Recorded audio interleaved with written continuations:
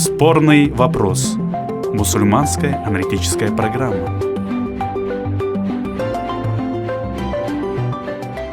Ассаламу алейкум, дорогие друзья. Добрый день, уважаемые слушатели и зрители. Мы начинаем цикл передач «Спорный вопрос». Сегодня у нас в эфире заместитель муфтия Крыма, магистр исламского права Айдер Исмаилов. Ассаламу алейкум, Айдер Уджа. Алейкум салям. Выпущен календарь намазов на этот месяц муфтиятом. Но традиционно в нашем обществе возникают спорные вопросы, связанные с датами начала и окончания поста. В чем настоящая причина этих споров? Как вы считаете? Причина, я считаю, основная в непонимании сути ислама. Ислам и в словарном значении, и в первоисточниках, в Коране, и в хадисах, как мы читаем и практикуем, это в первую очередь мир, спокойствие. Ислам – это покорность. Поэтому человек своими действиями не должен вызывать какую-то неразбериху, не должен вызывать разобщение в обществе. Он должен как словами, так и действием, наоборот, сплачивать мусульманскую умму и направлять ее на добрые дела. А если его действия ведут к раздору, к спорам, то здесь человек должен остановиться и задуматься. Вот люди во имя истины творят, к сожалению, анархию, распространяют ложь и вызывают смуты в умах и в сердцах людей. Почему я говорю, что во имя истины? Потому что люди, которые распространяют информацию отличную, например, от той, которая озвучена официальными органами, они не всегда имеют какое-то плохое намерение в этом отношении. Возможно, ими движет какие-то благие намерения, но благое намерение не делает действия тоже хорошим, благим.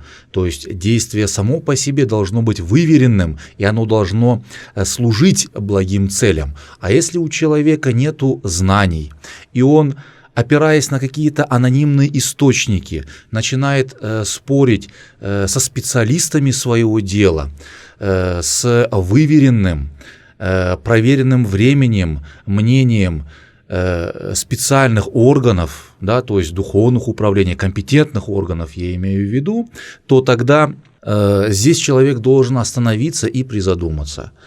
Что касается вопроса начала лунных месяцев, то этот проблемный вопрос называется в исламском мире ру'яту хиляль, то есть определение начала лунных месяцев путем наблюдения, видения Луны невооруженным глазом.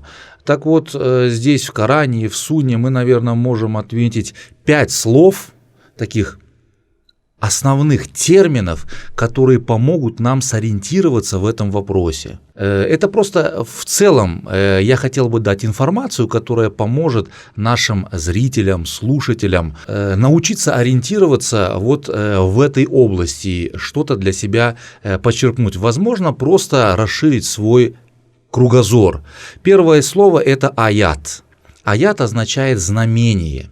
Так вот, все сотворенное Всевышним Аллахом является его аятом. Аят бывает двух видов. Аят в виде слов, это слова Всевышнего, и они именно так и называются, это аяты Корана, и они знаменуют единственность Всевышнего Аллаха и знаменуют его волю, доводят его волю до людей, поэтому они указывают на Всевышнего Аллаха, поэтому именно слова Всевышнего, предложения в Коране называются тоже аятами. Но есть еще аяты во внешнем мире.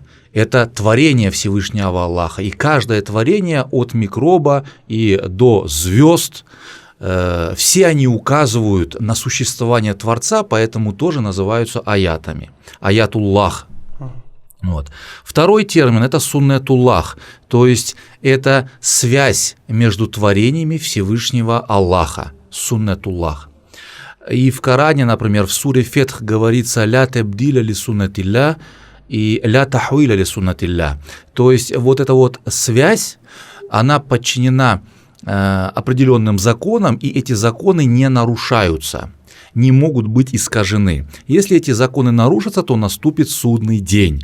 Поэтому с момента сотворения всех объектов Всевышний их связал друг с другом определенными законами, и эти законы в научном, скажем, в научной сфере называются законами физики, законами химии, мы их изучаем, и они неизменны. Третье слово «мизан». Это равновесие или же баланс, который существует между творениями Всевышнего Аллаха в этом мире. То есть суннатуллах – это связь, а, скажем, суть этого закона, принцип, по которому этот закон работает, это принцип равновесия.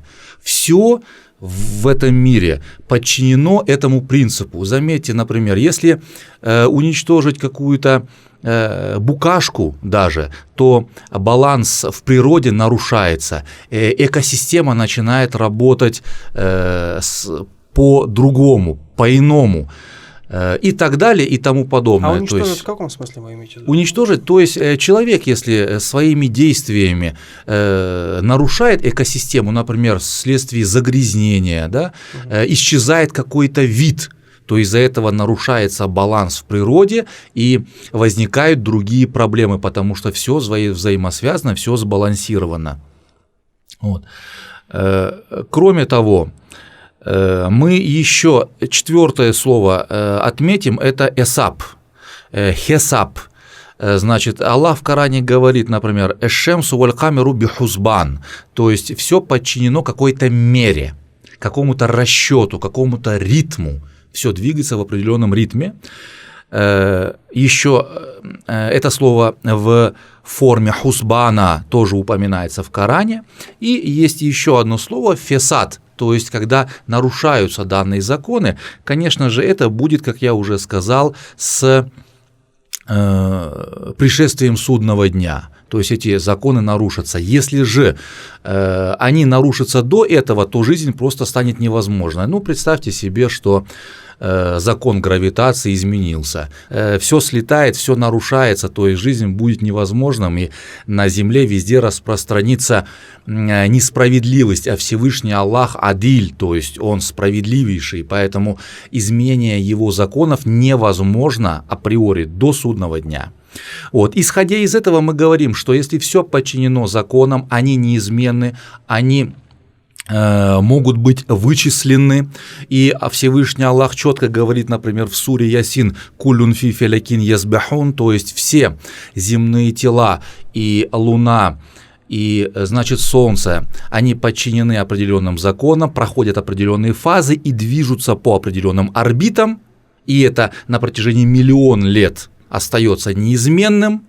Вот. В противном случае все живое бы вымерло просто-напросто, да? То в этом случае мы можем это посчитать.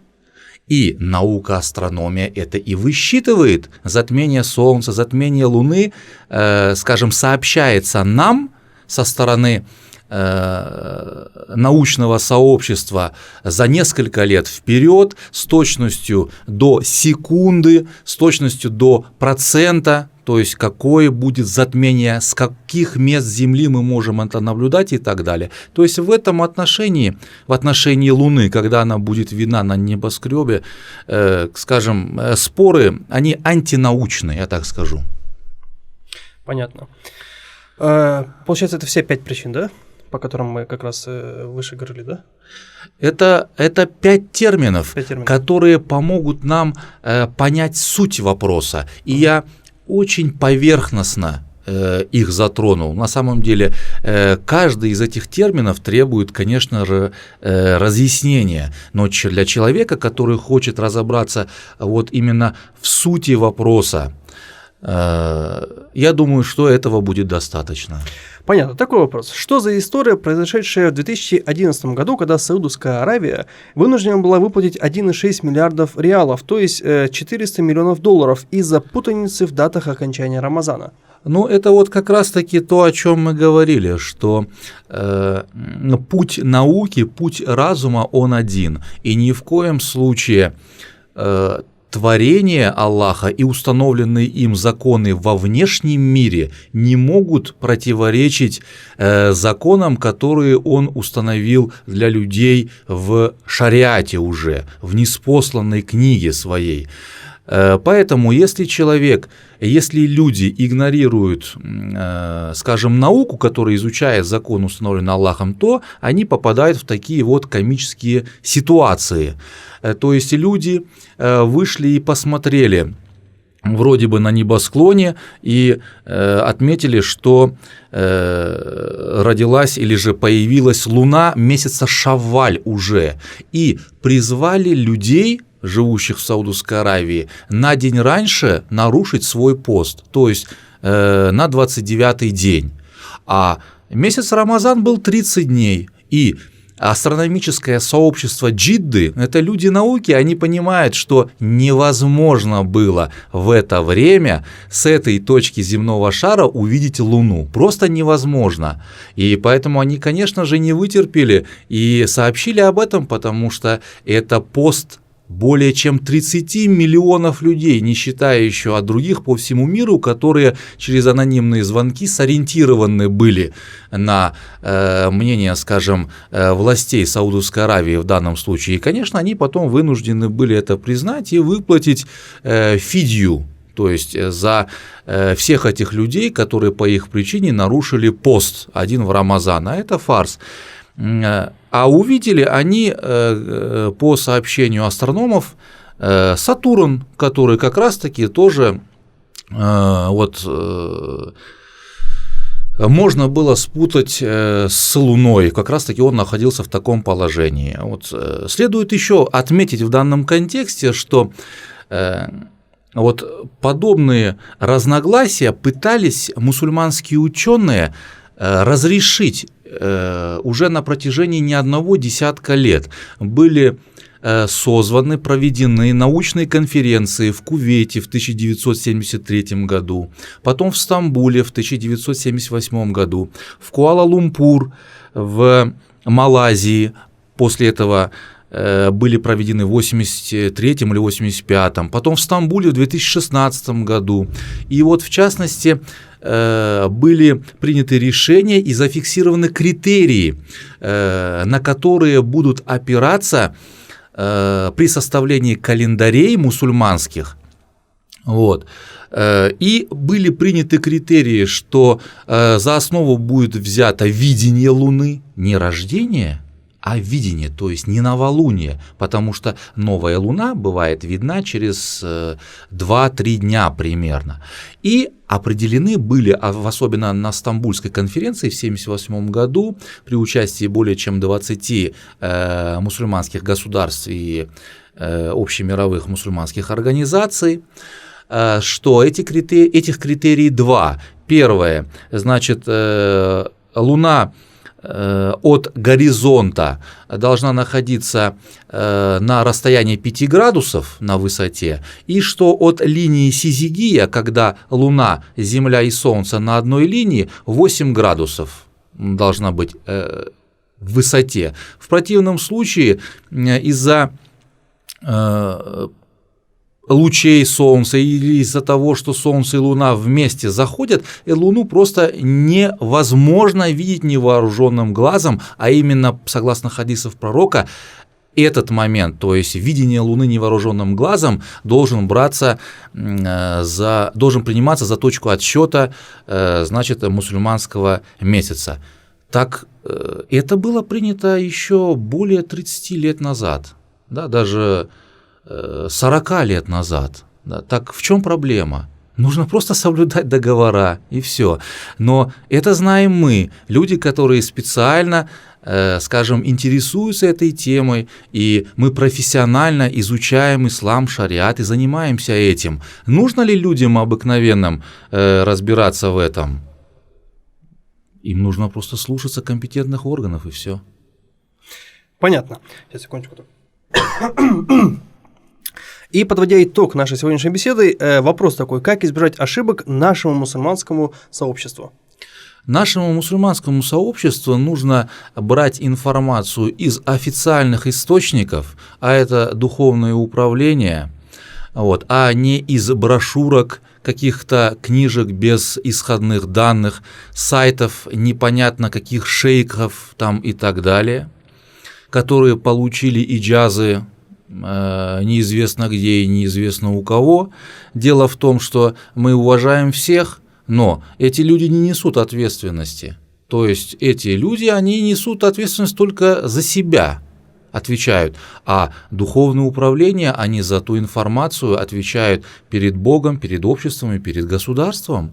И их цель сплочения всего общества – это первое. Второе. Работают компетентные люди, специалисты исламского права, теологии, поэтому здесь, скажем, консолидированное решение вследствие совета. Это не мнение просто одного человека, его желание, которое он высказывает от своего нафса. Поэтому необходимо придерживаться мнения официальных органов и мнения компетентных людей. Это первое. Второе. Человек, когда стоит интерес общества, это консолидация, это единение, это укрепление братских уз, это недопущение анархии, например, то человек должен свое мнение уметь оставить в стороне, потому что это иджтихад, это мнение, своего шейха, своей какой-то группы, и принять то мнение, которое будет способствовать консолидации общества. Общее, скажем, мнение ученых или тактика, которую ученые мусульманской уммы, здравомыслящие люди советуют действовать, это придерживаться решения, которые приняты официальным духовенством на местах. Поэтому, если в Саудовской Аравии приняли, например, я говорю, 15 числа, значит, тот, кто находится на той территории, должен придерживаться именно решения компетентного органа, потому что это территория в его юрисдикции, духовной.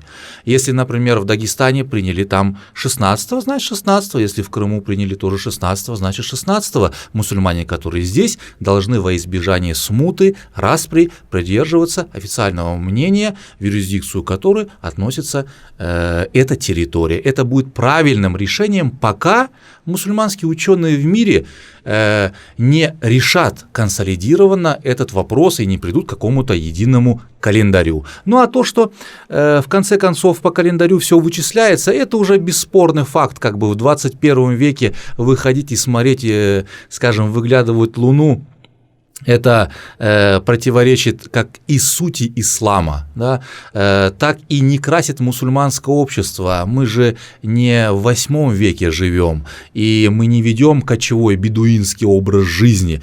Поэтому посланник Аллаха, саллаллаху алейхи вассалям, в хадисе своем говорит, что «нахну умматун уммиятун, ля на'лямуль хисаб», или же «ля нектубу ва ля нахсуб», то есть мы не пишем и не знаем счета, не обладаем грамотой. И потом он людям советует тот примитивный, элементарный способ определения начала месяца, который сможет сделать любой необученный, скажем, человек. Да, но, получается, посланник Аллаха в своем хадисе оставляет открытой ту дверь, что когда грамота везде разойдется, и люди построят обсерватории и построят телескопы Хаббл и будут наблюдать за космическими телами, которые находятся на расстоянии миллионов световых лет от Земли, то тогда мы можем и другие более современные методики определения начала месяца внедрить и их использовать. Поэтому хадисы нужно читать правильно, нужно отойти от одержимости, от фанатизма и следить за тем, чтобы наши слова и действия приносили пользу нашему обществу. Спасибо огромное, Айдар Руджа. Сегодня мы рассматривали очередной спорный вопрос. Если у вас есть какие-то мысли, идеи или какие-то вопросы, присылайте нам на наши медиа-источники, медиа-платформы Духовного управления мусульман Крыма. А мы с вами прощаемся. До новых встреч. Это был спорный вопрос. Всего доброго. Ассаламу алейкум. Спорный вопрос. Мусульманская аналитическая программа.